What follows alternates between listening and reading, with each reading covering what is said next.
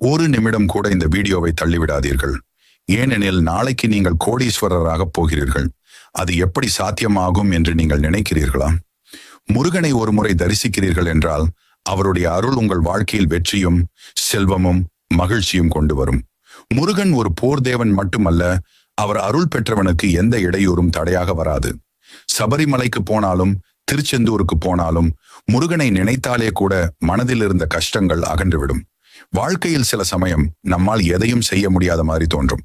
அப்போதே முருகனை தியானிக்கவும், ஓம் சரவண பவ என்று சொல்லவும். அந்த ஒரு சொல் உங்களுடைய மனதை வலிமையாக்கும், உங்களுக்குள் இருக்கும் தைரியத்தை எழுப்பும். முருகன் தனது பக்தர்களை ஒருபோதும் கைவிட மாட்டார்.